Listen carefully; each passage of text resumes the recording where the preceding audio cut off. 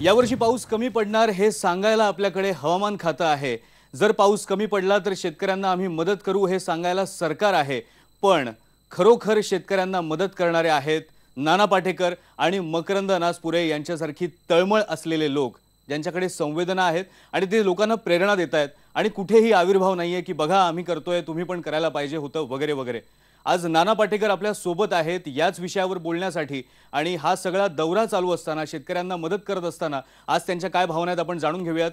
नाना स्वागत आहे आणि खूप खूप धन्यवाद तुम्ही या सगळ्या तुमच्या व्यस्त कार्यक्रमातून आम्हाला वेळ दिलाय, कारण तुमचा जो आत्ता कार्यक्रम चालू आहे, जो उपक्रम चालू आहे तो अतिशय महत्त्वाचा आहे। आमची एवढीच इच्छा होती की तुम्ही आमच्याशी थोडं बोलावं आणि लोकांना सुद्धा हे सांगावं की तुम्ही नेमकं काय करताय, कशा प्रकारे करताय आणि ज्यांना मदत करायची असेल त्यांनी ती तुमच्यापर्यंत ती कशा प्रकारे पोहोचवावी आणि पुढचा तुमचा सगळा प्रोग्राम जो तो कशा प्रकारचा आहे। सुरुवातीला स्वागत तर केलेलं आहेच, पण नाना एक खूप मनापासून हे विचारायचं आहे की तुम्ही बीडला गेलात, नागपूरला गेलात, लातूरमध्ये गेलात, औरंगाबादमध्ये गेलात आणि अजिबात असा कुठलाही तिथे बडेजाव नव्हता। तुम्ही स्वतः प्रेक्षकांमध्ये जाऊन तिथे शेतकरी बसलेले होते त्यांच्यापर्यंत जाऊन त्यांना तुम्ही धनादेश देत होतात।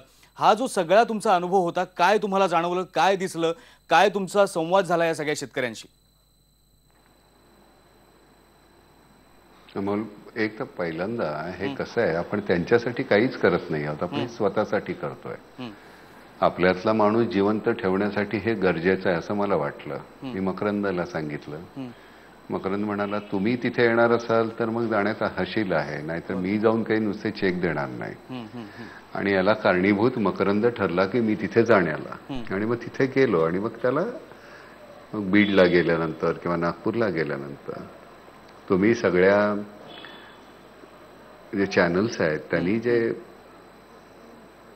त्याला जी प्रसिद्धी दिलीत म्हणून त्याला चळवळीचं स्वरूप आलं। एरवी काही ते कुठे प्रसिद्ध करायचं नव्हतं, कुणाला सांगायचं नव्हतं, हे स्वतःपुरतं मर्यादित होतं। मग त्याच्यानंतर जायचं होतं लातूरला, नांदेडला आणि औरंगाबादला।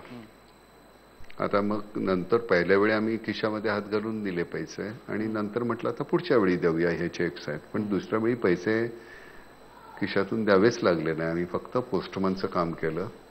खूप लोकांनी पैसे दिले, चेक्स दिले आणि इथले त्यांनी दिलेले चेक्स आम्ही तिथे नेऊन दिले। पण गंमत अशी आहे अमोल की असं नाहीये की लोक संवेदनाशील नाही आहेत। खूप सगळेजण खूप मदत करू इच्छितात। एक शाश्वती नसते की आम्ही दिलेले पैसे तिथपर्यंत पोचतील की नाही, त्यामुळे लोक देत नाहीत। कारण अमुक निधीला दिलं, तमुक निधीला दिलं, मग मध्ये अमुक भ्रष्टाचार झाला असं काहीतरी ऐकत असताना तो विश्वास उडतो। इथे कसं होतं, स्वतः गेल्यानंतर आपण ते पैसे दिलेत आणि ते योग्य ठिकाणी पोचलेले। आता लोकांची देण्याची इच्छा एवढ्यासाठी आहे की मकरंद आणि नाना हे कुठे भ्रष्टाचार करणार नाही, त्याची कुठेतरी त्यांना शाश्वती आहे। त्यामुळे त्यांनी आमच्याकडे दिले की बाबा हे तुम्ही तिथे पोचवा। त्यामुळे समाज पुढे येत नाही, लोक पुढे येत नाही, लोकांना वाटत नाही असं म्हणणं चुकीचं आहे। बरं, सर्वस्वीपणे आपण सतत सरकारवर अवलंबून राहणं हे बरोबर नाही। सारखं तोंडसुख घ्यायचं, सरकारने हे नाही केलं, सरकारने ते नाही केलं। सरकार कुणाचंही असो, मागलं असो, हे असो, त्याच्या आधीचं असो, प्रत्येक जण आपापल्या परीने काहीतरी करण्याचा प्रयत्न करत असतो। आपण करतो की नाही हे सगळ्यात महत्वाचं। आणि मग हे करत असताना सरकार करेल, त्यांना वेळ मिळेल, त्यांच्या काहीतरी त्यांच्या सोयी असतात, त्यांच्या लालफिती असतात, त्याच्यामध्ये ते अडकलेले असतात। बरं, पाऊस न पडायला काही सरकार जबाबदार नसतं ना। तर त्यामुळे आपण प्रत्येक वेळी सरकारवर तोंडसुख घेणं मला पटत नाही। मला जे शक्य होतं ते मी करावं, त्याच्यानंतर ही कमी पडल्यानंतर मग बाकीच्या गोष्टी बोलाव्या। मला अजून काहीतरी असं वाटतं की सरकारी पातळीवर मग मी जाऊन कोणाशी बोलावं का, त्यांना हे मी पाहिलेलं सगळं दैन्य त्यांना सांगावं का। आता गंमत अशी आहे की त्यांना ते माहीत नाही का, तर त्यांना ते माहीत आहे। आता त्याच्यानंतर ते कधी करतायत, काय करतायत, कसं करतायत, मोदींना मी जाऊन सांगायचं की तुम्ही आम्हाला बघा येऊन, हे असं आहे, इतकं अमुक आहे, तर मला असं वाटतं की मोदींना हे माहिती आहे, मोदींना सांगितलेलं असेल आणि त्यांच्या परीने ते करण्याचा प्रयत्न निश्चित करतील।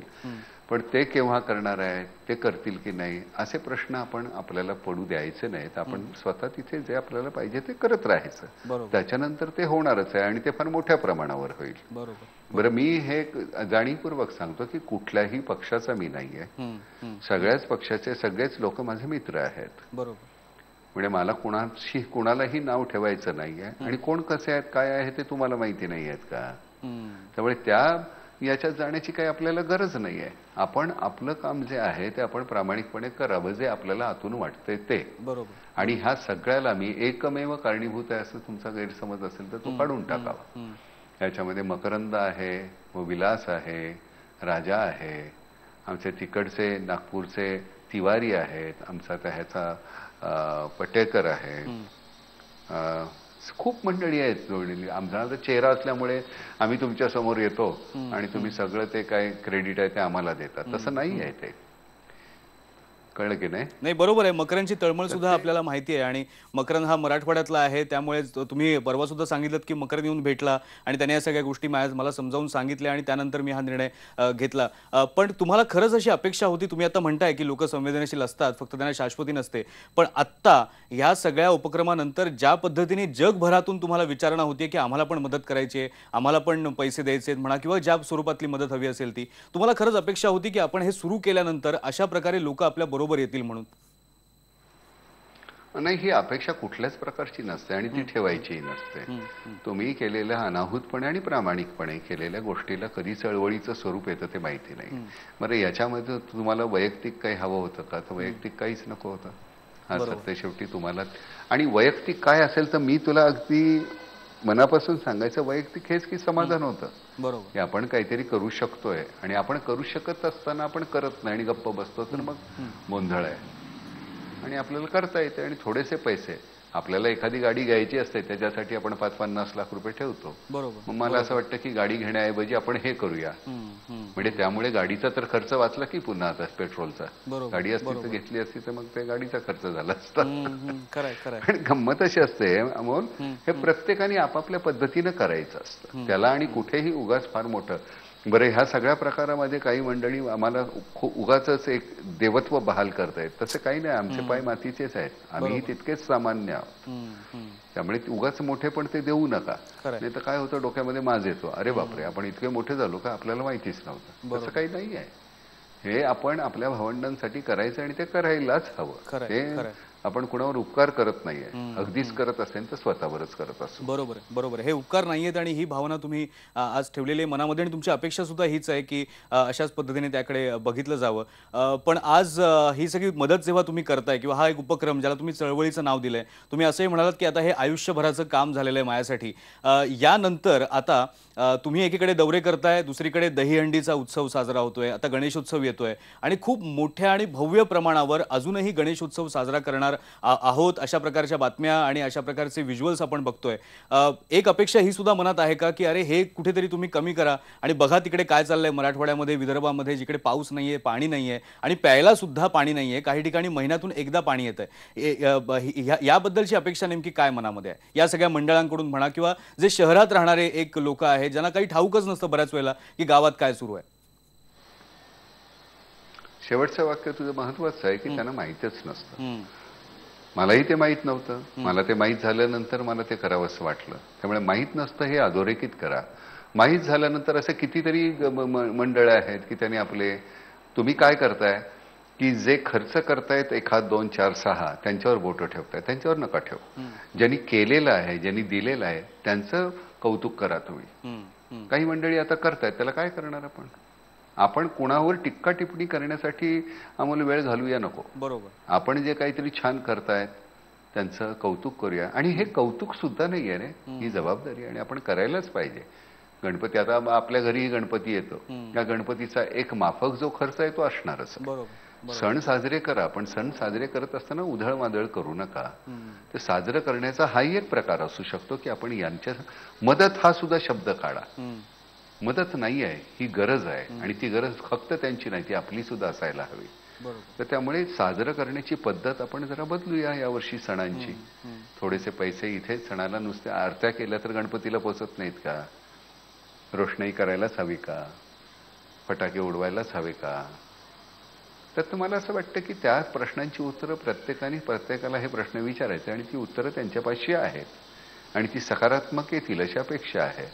कारण इतक्या करोडोचा आपण जो पैसा खर्च करतो. चुराडा हा मी शब्द वापरणार नाही, कारण प्रत्येक एक सण साजरा करायचा म्हणजे नेहमीपेक्षा 2 पैसे जास्त खर्च होतातच, ते मान्य आहे. फक्त ते 2 पैसे इकडे वळवता येतील का, तर ते वळवता आले तर छान आहे. बरोबर.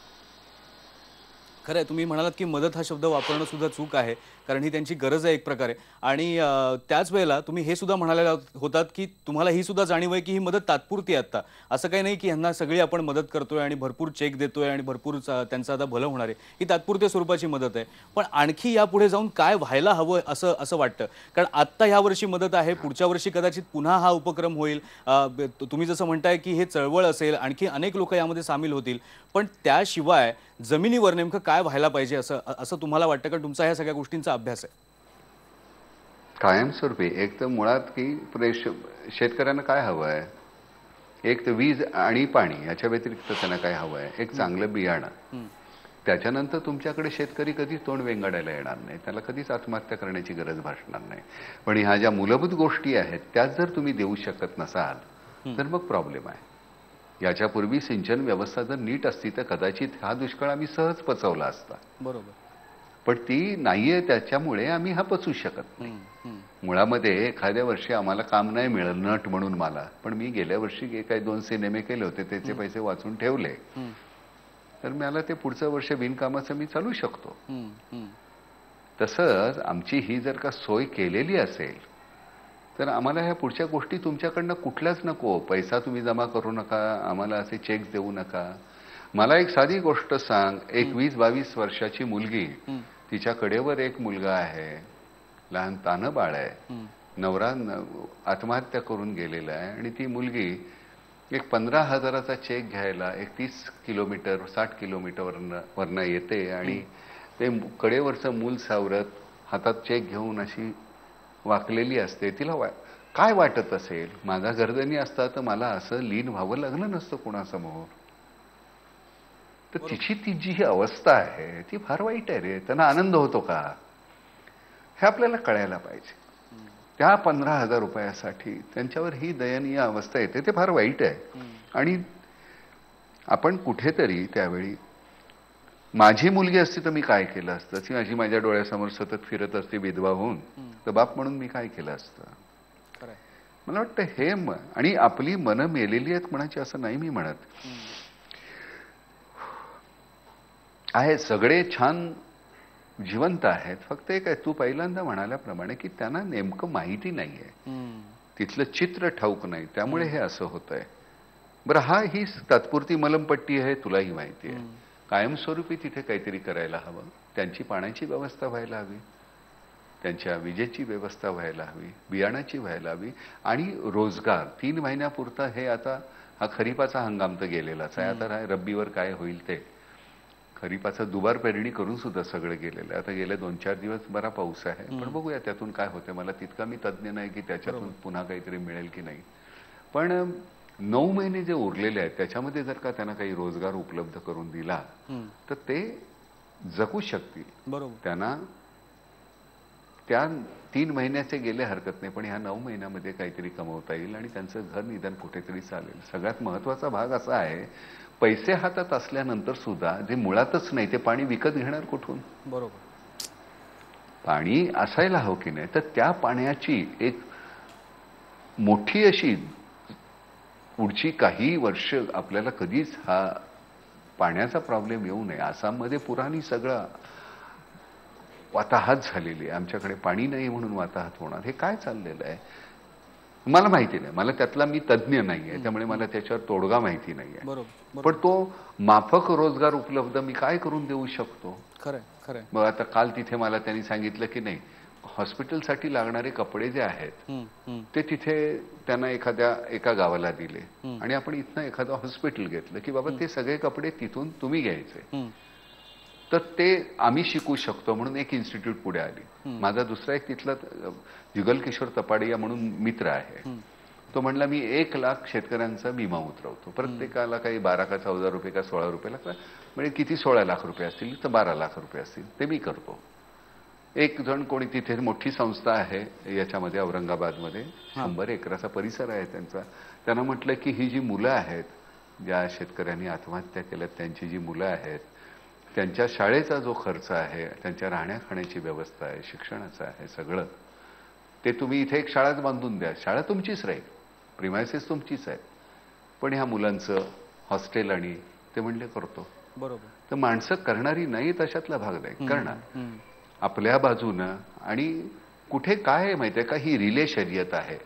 आता मी मकरंद आणि आम्ही सगळे धावत असू, कदाचित काय छोट्या प्रमाणावर असेल, अमुक एक गेल्यानंतर आम्हाला धाप लागेल, मग ती बॅटन आम्ही कोणाच्या तरी दुसऱ्याच्या हातात देऊ, मग तिथून ते धावायला लागतील. हे धावणं संपणारं नाहीये. फक्त हे धावत असताना कोणी थकायचं नाही, हे लक्षात ठेवायला पाहिजे आपण.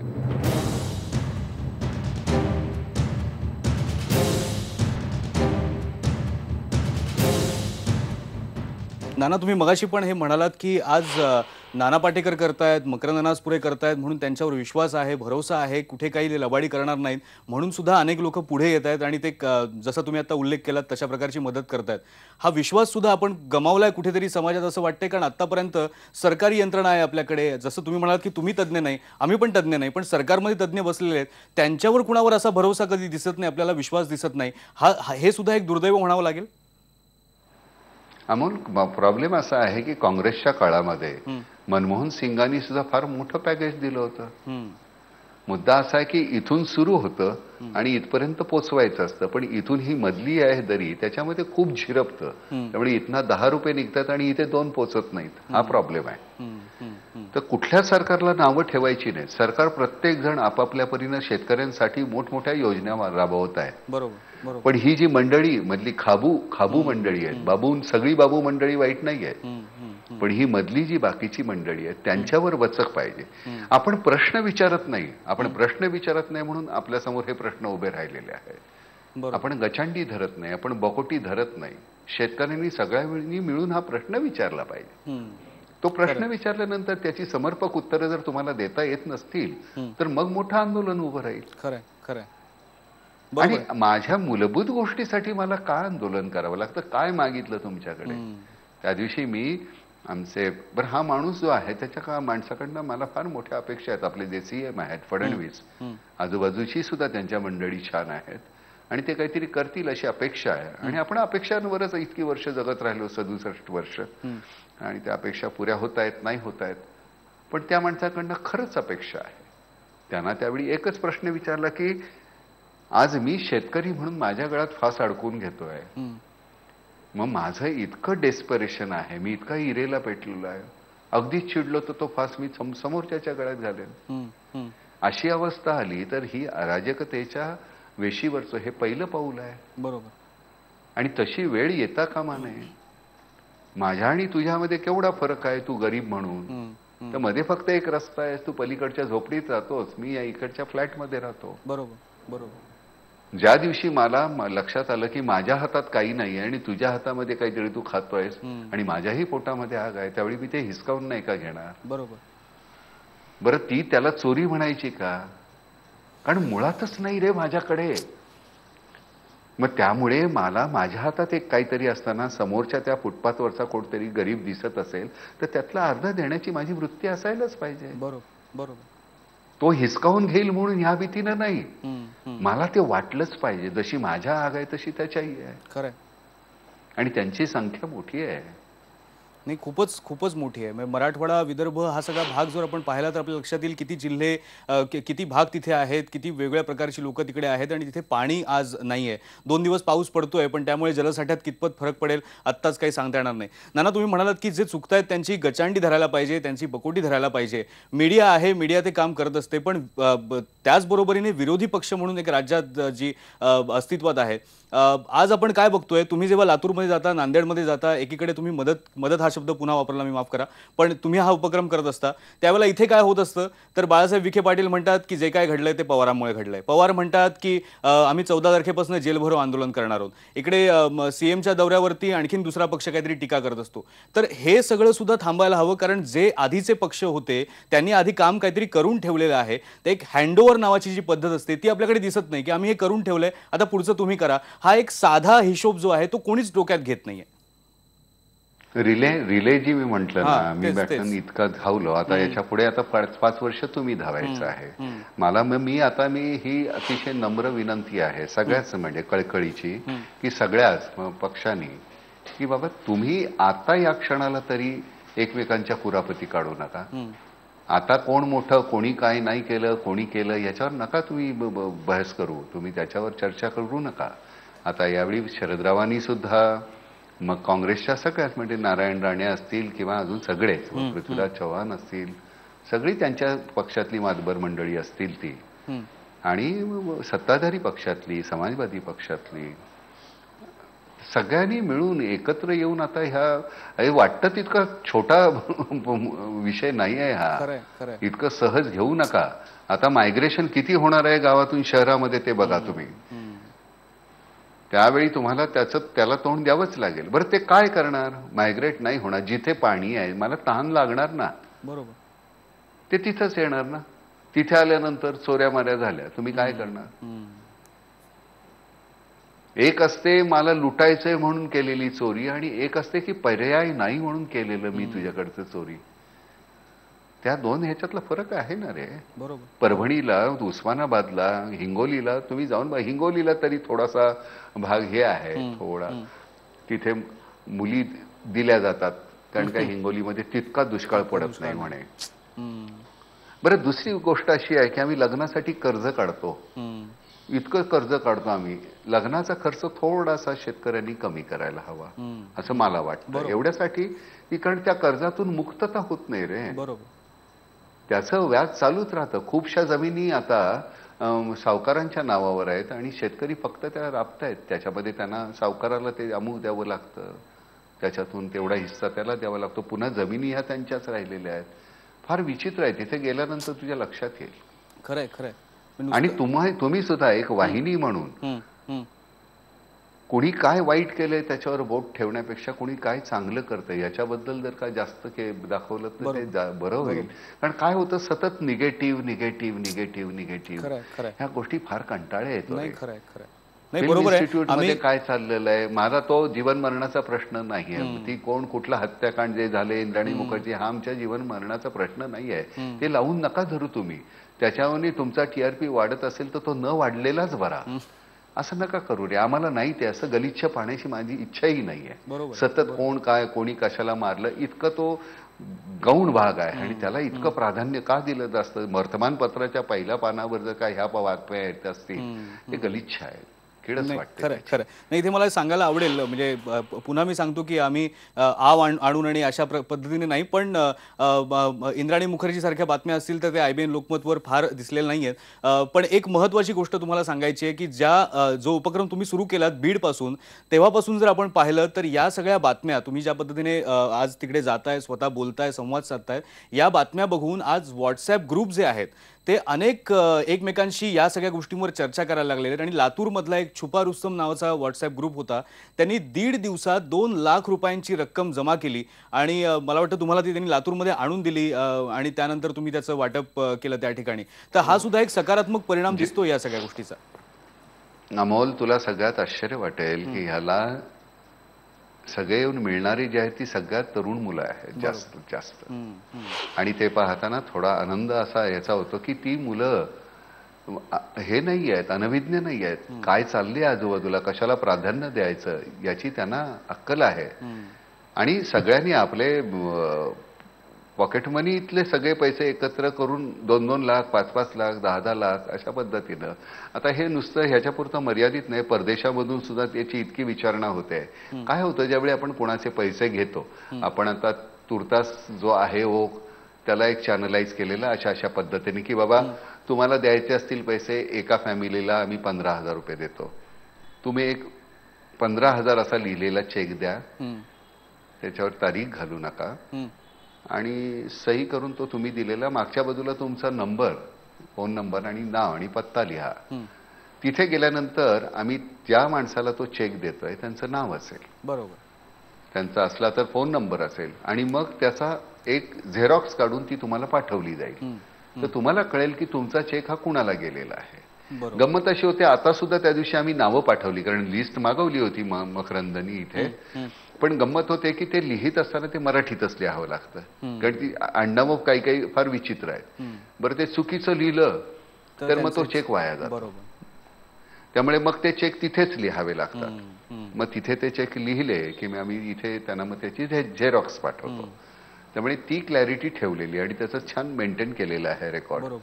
आणि सगळी जी करणारी माणसं आहेत ती फार छान आहेत. पण आता मोठ्या ज्या रकमा आहेत, कोणी 50 लाख, कोणी 1 कोटी अशा पद्धतीनं सुद्धा द्यायला तयार आहेत. आता याच्यावरून दुबईहून कोणी विचारलं, ऑस्ट्रेलियाहून विचारलं, अमेरिकेहून विचारलं, तर मग त्याच्यासाठी एक फाउंडेशन सुरू करायला लागेल की ज्याच्यावर आमचे निकम आहे जे वकील म्हणून, म्हणजे कायदेशीर काही सल्ले असतील. मकरंद आहे. मकरंद हा माझ्या दृष्टीने इतका गोड मुलगा आहे. त्यांनी केलेल्या भूमिका आणि हा मकरंद हे इतकं दोन वेगळी टोक आहेत. फार गोड पोरगा आहे, फार गोड पोरगा आहे, कमाल आहे, सलाम आहे त्या मुलाला. तशीच राजा आहे, हा विलास आहे, आमचे तिवारी आहे. तिवारीना मला असं वाटतं की राज्यमंत्र्याचा दर्जा दिलेला आहे. म्हणजे त्यांना कुठेही कलेक्टरनी प्रश्न विचारायचे नाही, डायरेक्ट त्यांना कलेक्टर मदत करू शकतो. नाहीतर मग एरवी प्रश्न विचारले असते. सरकार त्यांच्या बाजूने करतंय. पण मला ही गंमत काय वाटते की एकदा हा फाउंडेशन आपलं स्थापन झाल्यानंतर मग त्याचा विनियोग, मग हे केवळ शेतकऱ्यांच्या प्रश्नापुरतंही नाही, मग ते सैनिकांच्या विधवा आहेत त्यांच्याबद्दल, किंवा या मुलांच्या शिक्षणाचा प्रश्न असेल त्याच्याबद्दल, किंवा नटमंडळी जे असतील, तर आपण त्यातले नॉर्म्स सगळे लिहून काढू त्या फाउंडेशनमध्ये. कारण प्रत्येक वेळी काही माझा शेतकरी तुमच्याकडे काही मागायला येणार नाही आहे, कारण हे कायमच हे आमचं आभाळ काही रुसलेलं राहील असं नाही आहे. हे वर्ष आपल्याला न्यायचं आहे निभावून. पण त्याच्यानंतर आपण त्या सगळ्या प्रोव्हिजन त्या फाउंडेशनमध्ये आपण जे स्थापन करतोय त्याच्यामध्ये करून ठेवू आणि त्या होतीलच. आणि हे सगळं मी तुला खरं सांगतो, तुम्ही फार आम्हाला चेहरे आहेत म्हणून तुम्ही आमच्या दोघांचं नाव घेताय, पण सगळी मंडळी फार हिरिरीनं करतायत आणि समाज खूप त्याला मदत करतोय, खूपच करतोय. आणि सगळ्यात महत्वाचं म्हणजे तरुण पिढी खूप बरोबर आहे. फक्त एकच आहे, पुन्हा एकदा सांगतो, वाहिनी म्हणून तुम्ही फक्त काही चुकीचं चाललंय ते दाखवाच दाखवा, पण जे चांगलं केलेलं आहे त्याचे ते जास्त दाखवलं तर काय होतं, एक हे निगेटिव्ह सगळं सतत चाललेलं नैराश्य येतं, वैफल्य येतं, ते येणार नाही. आपल्याला हे लढायचंय रे याच्याबरोबर.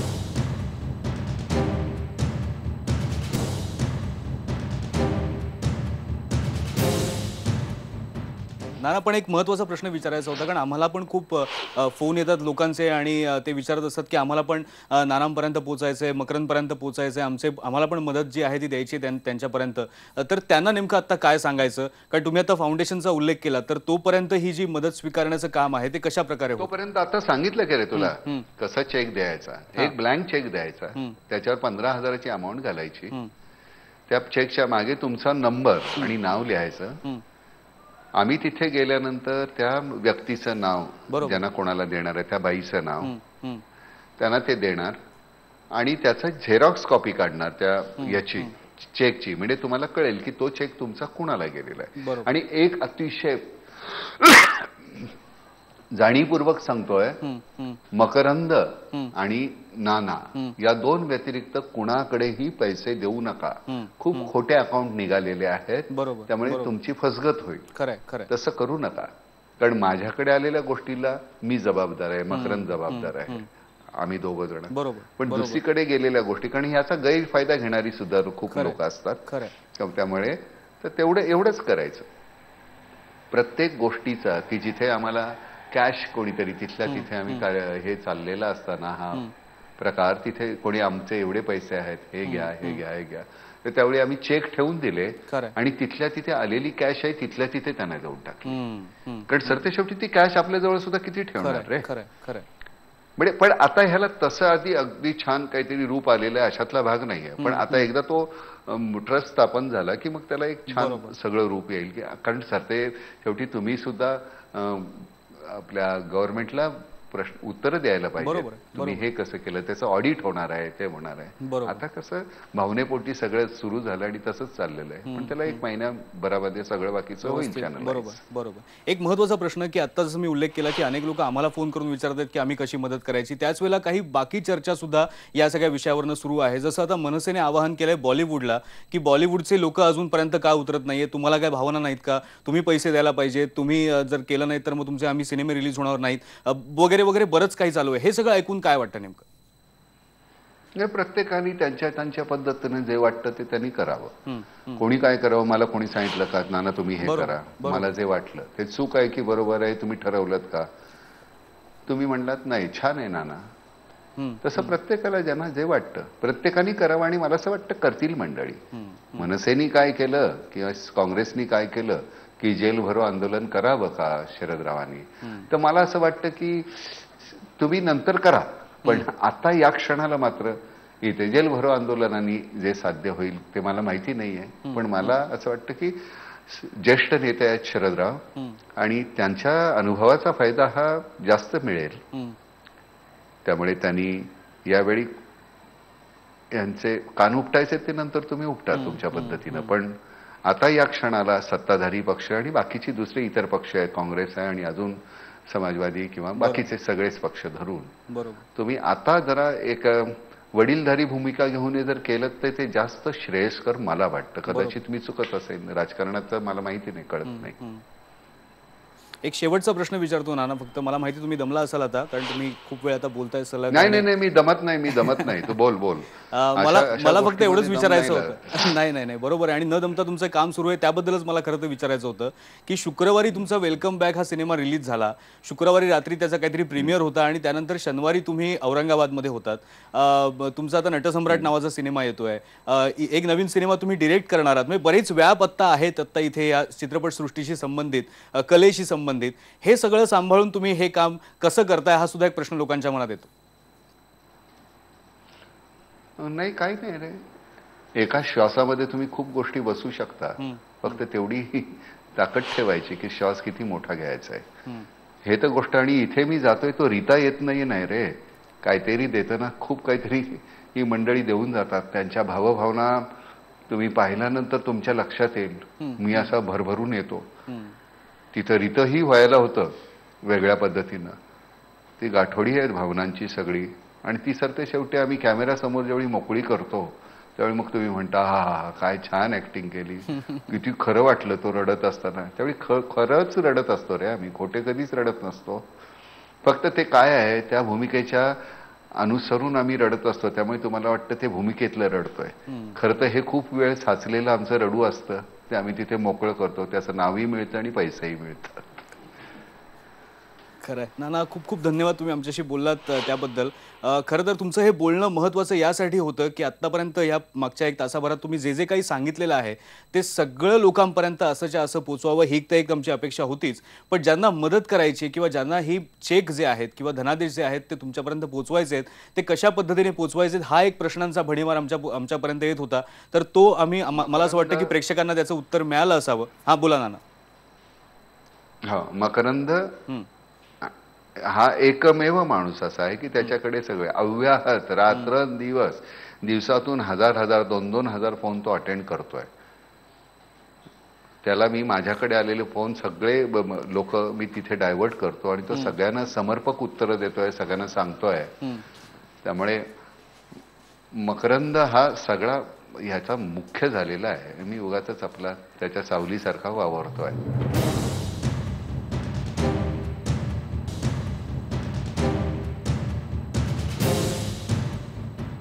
नाना तुम्ही वारंवार सांगताय की मी फक्त चेहरा आहे, पण हे खरंच खूप महत्त्वाचं आहे, कारण अनेक वर्षांपूर्वी सामाजिक कृतज्ञता निधी म्हणून निळू फुले, श्रीराम लागू आणि बाकी सगळ्या मंडळींनी जे काम केलेलं होतं, मधल्या काळात असं घडत नव्हतं असं नाही, मदत होत होती, लोक पोचत होते, संवेदना होत्या, सगळं होतं, पण इतक्या थेटपणे, इतक्या पारदर्शकपणे आणि इतक्या मनापासून कोणी करताना काही दिसत नव्हतं. म्हणून हा तुमचा जो मोठेपणा आहे तो खूप महत्त्वाचा आहे.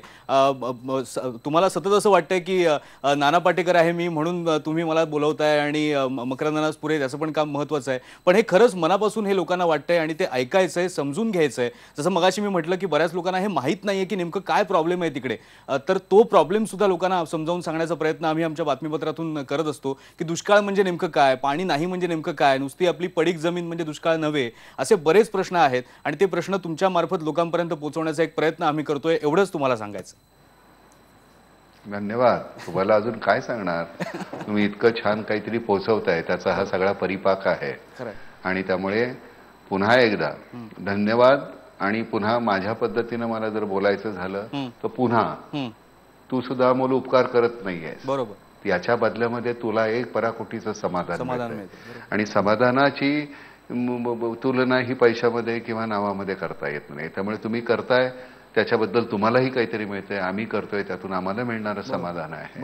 कारण TRP हा जो असतो ना, हा माणसाच्या भावनेवर अवलंबून असतो. ज्यावेळी मला भावनिक संधान माझं तुझ्या वाहिनीशी होईल त्यावेळी दुसऱ्या वाहिनीकडे मला जावंसं वाटत नाही. त्यामुळे सरते शेवटी तुम्हाला प्रेक्षकांशी जुळायचं असतं, ते इथून जुळायचं असतं, इथून नाही रे. बरोबर आहे, बरोबर.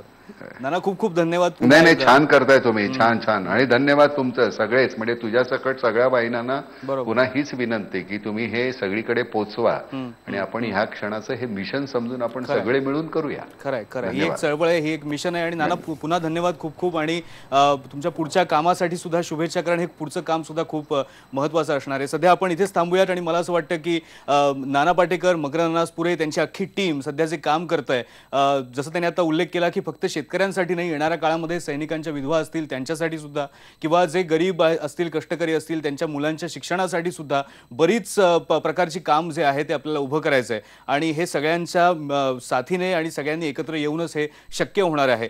तेव्हा नानांचा हा संदेश सगळ्यांपर्यंत पोहोचवण्याचा हा उद्देश होता. धन्यवाद. सध्या इथेच थांबूयात. पहा फक्त IBN लोकमत.